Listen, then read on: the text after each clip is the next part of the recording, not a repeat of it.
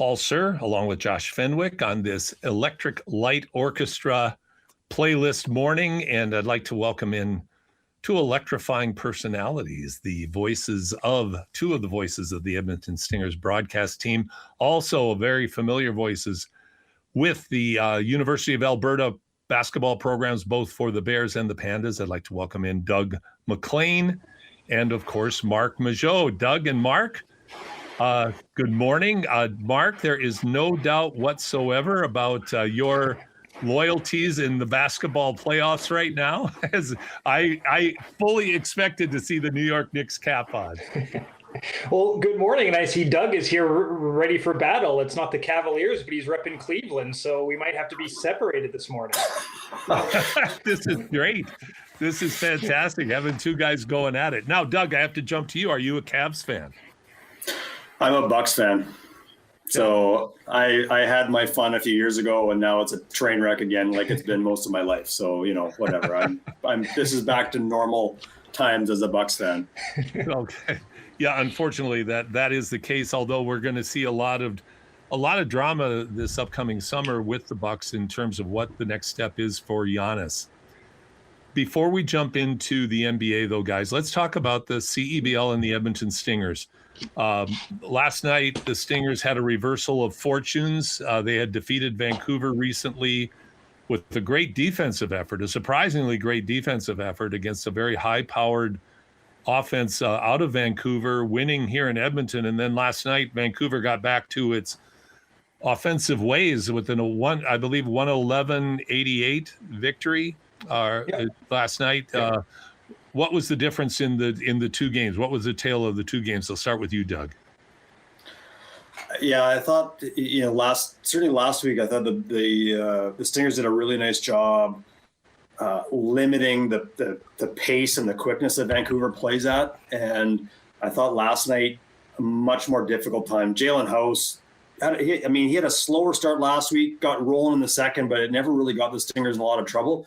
You could tell last night, every time he had the ball, all the eyes of the yellow jerseys were looking at Jalen House, and he was finding open guys right in the middle of the lane, no one around, just lots of breakdowns because of how active Jalen House was. And so that pace that they were able to play at, I thought was a big difference. And Miller Kopp got going too. He really struggled last week against Edmonton, but last night I think he had 21 points and he got rolling a little bit, which I think was to be expected. So that's what I saw last night. Marc, you did the CBC broadcast and then, of course, the recent home game as well. Give me your impressions of this Edmonton Stingers team. Still a work in progress? Are they starting to take form? They've had a couple of players who have been consistently very, very good, but the supporting cast seems a little bit uneven right now. What are your thoughts at this juncture? Yeah, it's still early, but however, in a 24-game season, it's getting late a little bit with this team. They're still waiting for some of the cavalry to arrive. They're still waiting for Nick Hornsby, and I believe that should be coming in the next couple of weeks. But with a short training camp and the schedule kind of all over the place, I still think they are a bit of a work in progress. To the game last night, I think there is something about the first road game played for the Stingers because they've been at home for basically the last month. I know it's not the longest travel day in the world to go to Vancouver, but I think you are out of your element a little bit. I'm sure you fly into Vancouver, then have to ride out to Langley, so that goes into it. But I think the biggest thing for the Stingers through the first three games, guys, is just turnovers. They have 55 turnovers in 3 games and only 54 assists. You can't have more turnovers than assists and expect to win ball games. I'll say about the game last night as well. That was the first game where I think everyone on the Stinger side was, okay, we probably should have lost that game. If you go back to the first game against Winnipeg, they were in it until really the target score time. So last night, there's a famous quote from Mike Tyson, everybody has a plan until they get punched in the face. Last night, the Stingers got punched in the face, and I'm curious to see what kind of bounce back they have tomorrow. Doug, Marc makes a great point. You can't have a slightly less than a 1-to-1 assist to turnover ratio and expect long-term success, especially when you're talking about numbers like that. Is it because the Stingers' scoring is primarily coming off one-on-one actions and they still are figuring out their team chemistry and how to play off each other? or is it the style of play that these, because as we know, guys, you make the point, Marc, short training camp. You're bringing guys in literally from all over the world with their styles of play, putting them together, and then say a week later, go out and start playing games. What do you think? Is it a style of play thing? Is it a skill set thing what are they going to have to figure out to right that ship? Yeah, I think it's a combination of a few things, and I think it is a little bit of a style play thing that's compounded by the fact that, as Marc talked about, like you're still not sure who's where, who's what, how people rotate, what people, just how people play. You're just not used to that, other than a handful of guys. Their backcourt, I think, is not a strong suit. Samaj Teal's been pretty good for them. That's been a nice bonus, but Tay Donald, still a young player, working his way into the pro ranks. Mason Boursier, good defender. It's not going to give you a lot offensively. Andy's been banged up. So not that all turnovers are coming from the backcourt, but I think they have the ball in their hands a lot, and that sort of dictates a little bit of what's going on. I mean, I just think of one play, and again, it's one little play in a broader game, but Dane Danger he has the ball 3 feet beyond the top of the three-point line last night, and he's double teamed. Why is Dane Danger handling the ball up there? That doesn't make any sense to me. I mean, get the ball to him where he can be a player, where he can be active. And so I think, he gets the ball stripped and it's back the other way for an easy score. And to Marc's point, I mean, the assist turnover ratio is an issue, but on the flip side, I think they only forced 8 Vancouver turnovers last night. So, when you're giving up 27 points on 21 turnovers, you only force 8 the other way, and I think they got 9 points off of those 8. That math doesn't add up in the grand scheme of things. So anyway, to answer your question, I think it's a combination of things.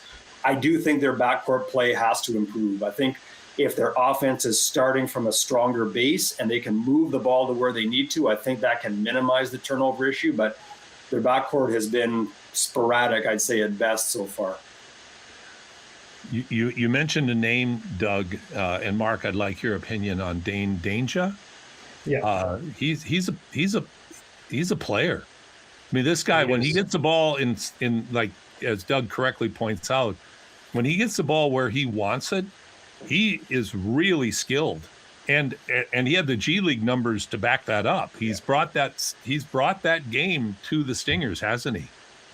Yeah, he's been really, really fun to watch. He's averaging just under 23 points a game, really close to averaging a double-double. And for a lot of the old school hoops fans out there, he has yet to attempt a 3-point shot through 3 games. So gotta love him. Gotta love him. Eulogize, he's eligible for sainthood already. So a big guy that plays like a big guy. Yeah, I think he's shooting over 60% from the field. And if we had a heat map, they'd all be probably within kind of 8 feet of the basket. But he's a very electric player.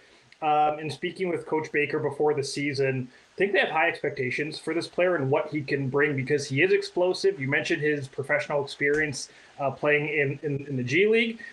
At times, he can get himself into foul trouble, which that happens to the best players from time to time. But I think as he continues to grow, mature, and evolve, he's going to be a real force on this team. If you look at their stats, they're looking for depth scoring. Danger can't do it all by himself. I'm not saying he's trying to do it all by himself, but he leads the way with just under 23 points, and I think the next closest player has 13 points per game. So there is a bit of a drop, and Doug mentioned last night he gets double teamed. That's what teams can do. If other people aren't scoring, they're just going to throw the house at Danger and make someone else beat them, and that's, I think, what we saw last night. Now they face Niagara tomorrow, who's off to a surprisingly bad start, given the kind of tradition and program they have. What is it, Doug? Is it just they probably? I'm not familiar with the intel on their team, and we know from our long time association with the CEBL and with the Stingers is that teams are a work in progress early in the season. Other teams that players that you've recruited, that you've signed, that are coming in aren't ready to come in yet because they're still playing they're still in playoffs overseas. Talk about Niagara. Do they have their full team? Is this just an off year for them? Is this just a slow start? What's your impression thus far? Yeah, it's a good question, and I still kind of in the midst of doing some prep and getting a look at them. So I haven't had the chance to go back and watch their game last night. Again, they only put up 71 points last night in that loss, and yeah, they're missing some players. Khalil Ahmad, who's been, arguably one of, if not the best player in CEBL history in terms of just how his duration and the success he's had. 3-time first-team All-Star, former Player of the Year.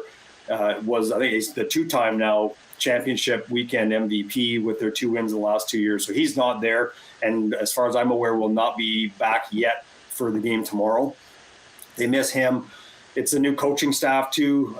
Victor Razzo has now taken a step back. He's a special advisor. Kimbo McKenzie, who played the last couple of seasons with Niagara, now the head coach. So that's a big jump going from being on the player side to the coaching side. He had done some college coaching in the St. Catharines region, but that's a big jump now coaching pros. So that's a bit of a different piece. They have a lot of guys back on their roster still. Again, Curtis Hollis, I think, may play tomorrow. I think that may be his first appearance. So they've got players on their roster who have CEBL experience with them, but they're not all back. So I think they're facing some of what we see with a lot of teams at the start of the year, just that jumbled mix of who's in the lineup and who's not, and you're waiting for your guys to show up, and it's tough. The starts are hard, but so I'll keep doing my prep later. But I think it's a team that will strengthen as they go along. Again, these are arguably the 2 best franchises in the league's history. Both teams have won 2 championships, the only teams to do that. They've both made the playoffs in every single season. So there's a lot of pedigree between these 2 teams, and I think we'll see a pretty good matchup tomorrow, even if neither team is maybe at their best right now. You're listening to The Deep Dive on Hoop City with Paul Sir. I am joined by the 2 of the voices of the Edmonton Stingers, Marc Majeau and Doug McLean.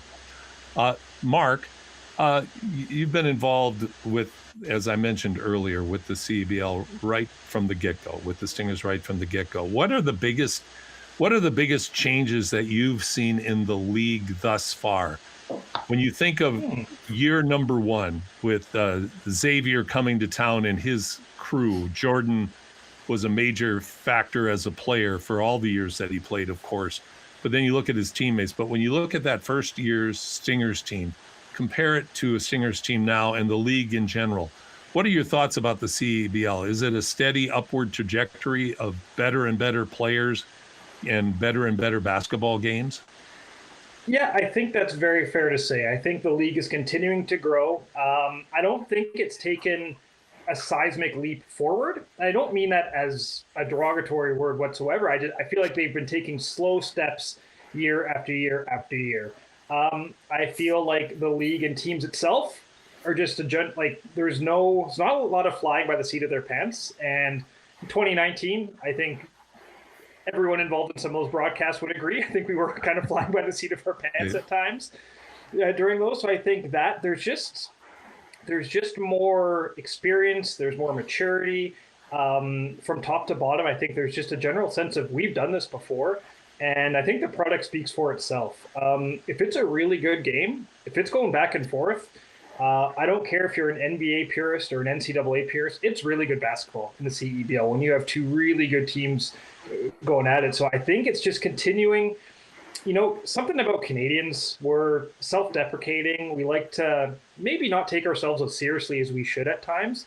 But I feel like people involved in this league are incredibly proud that this is Canada's pro basketball league. And the awareness, the spotlight, having games on CBC, having all the games available, I think is absolutely key. You want people watching your game. So I think it's continuing to take these steps forward. This is year 8. I'm curious to see where they're at in year 9, year 10, moving forward. I think they built a really good foundation. Well, and to that point, Doug, the foundation has changed from a single owner league to start it out. In fact, the owner of the Niagara franchise, I think that's the only franchise he owns now, where Richard Petko was funding the league to get it started and give it a strong foundation. Now it's gone to individual owners in all of the markets other than Niagara, and this is really the first season for that. But to Marc's point, the league really has solidified itself, hasn't it? And I think it's demonstrated, and I really value your observation on it, in the enthusiasm that fans feel and display when they come to a Stingers game. Yeah, I think so. I agree with that. And I think that's been won't say surprising necessarily, because I think to what Marc said, I mean, I think the caliber of the league has been really good from day one. And so I think basketball purists have seen that. If you look back to some of those rosters from year one compared to now, I think that overall talent level, top to bottom, is significantly better, and not to take away from the people that were on those initial rosters. So I think the basketball purists have seen that, and I think it's, because the game of basketball has continued to grow in this country, I think more and more people have gravitated to just enjoying watching the sport. And so, yeah, pretty consistent night in, night out at Stinger games, what kind of crowds you're going to get for sure, which I think has been great.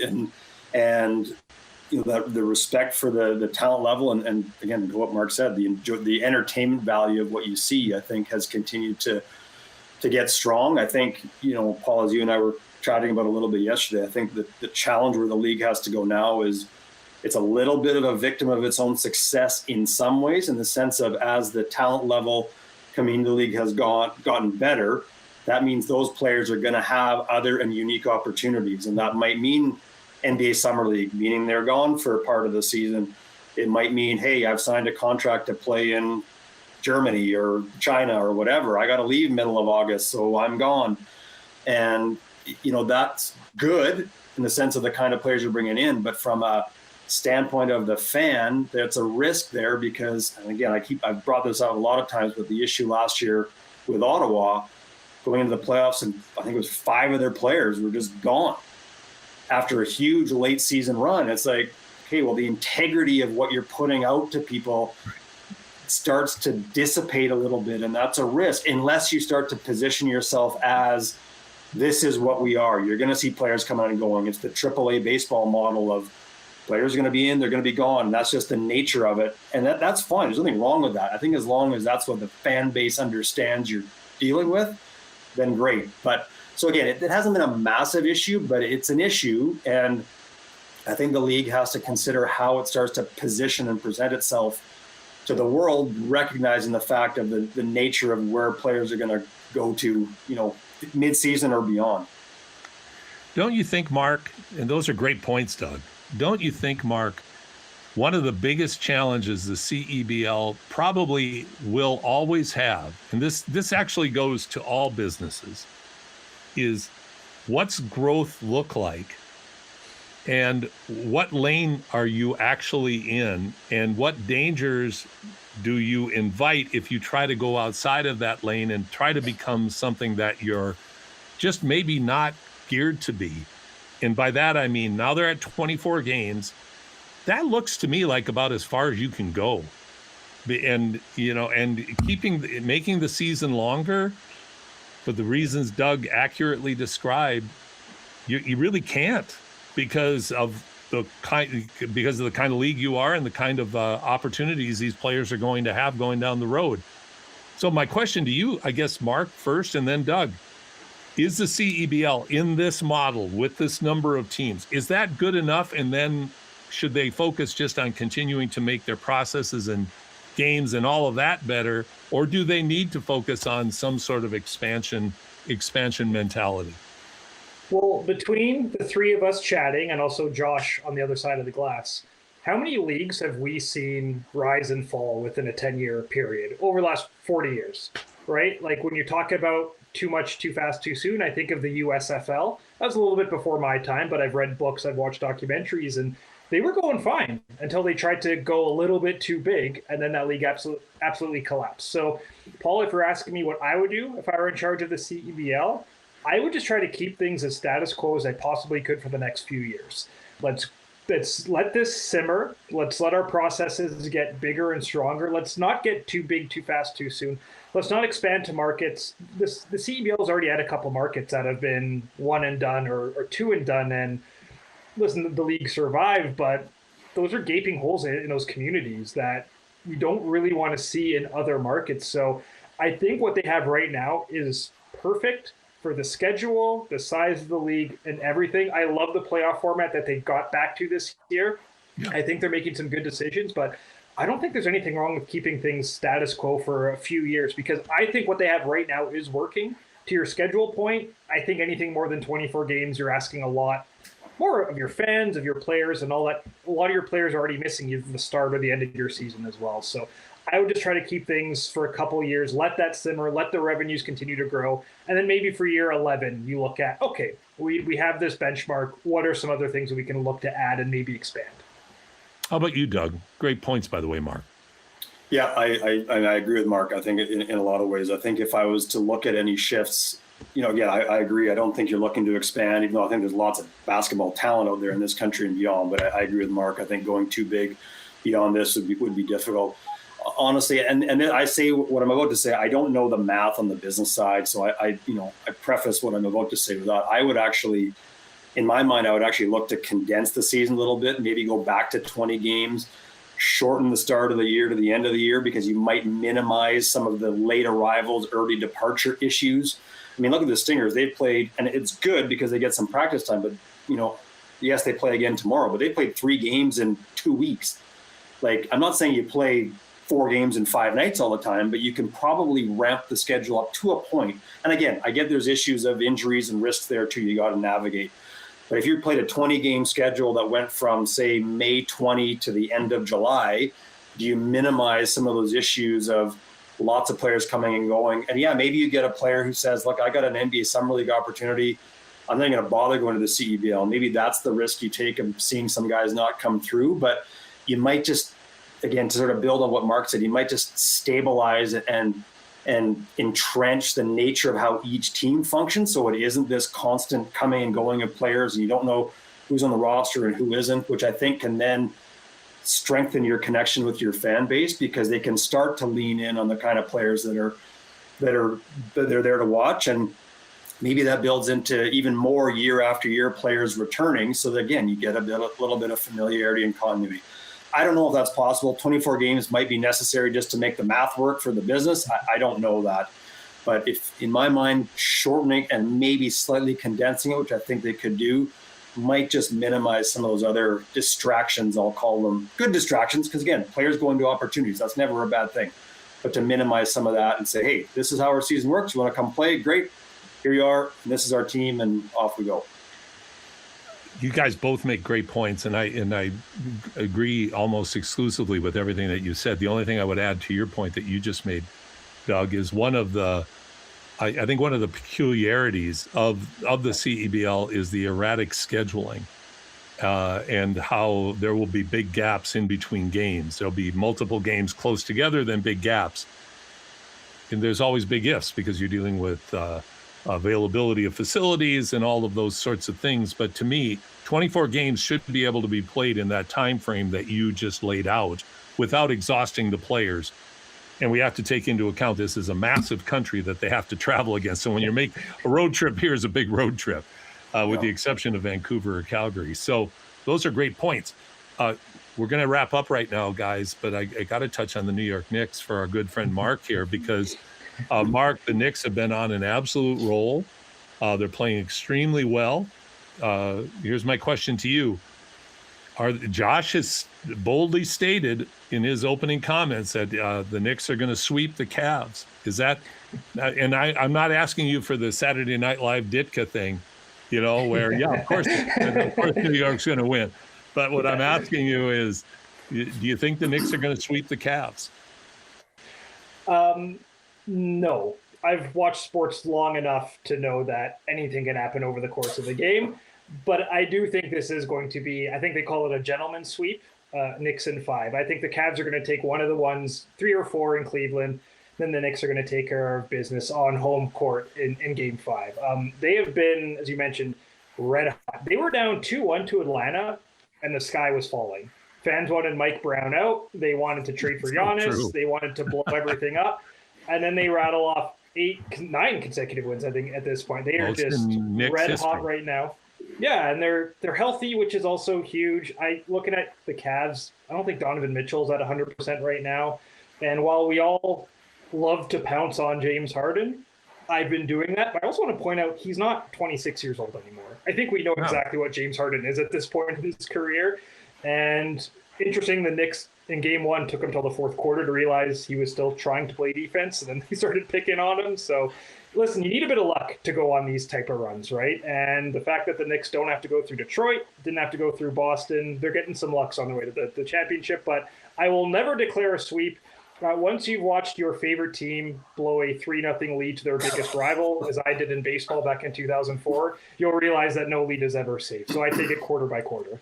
Scarred for life. And I would ask you. I totally am. I would ask you about the Bucks, but we all know why I can't, Doug. So I don't know. Well, I'm assuming their golf games are going well. I have no idea what's going on. They're having a great time at the beach. Who knows? Mark and Doug, thank you so much for joining us. What time is the game tomorrow over at Hall D at the Expo Center? Tip off just after 4 o'clock, and games available on CBC Sports YouTube, CBC Gem, and CEBL Plus. And I'll tell you what, folks, make it out there. But if you can't, listen to these guys because they're fantastic. They really appreciate your being in today. Fellas, have a great weekend. Have a good call tomorrow night, and look forward to talking again soon. Awesome. Thanks, guys. Thanks, Paul. Go Knicks. Thanks a lot. Marc Majeau, Doug McLean joining us here. We're going to take a break right now. Real excited about our next guest, Tim Roy, longtime voice of the Golden State Warriors, will be joining us here on your sports leader, Sports 1440 on Hoop City with Paul Sir and Josh Fenwick.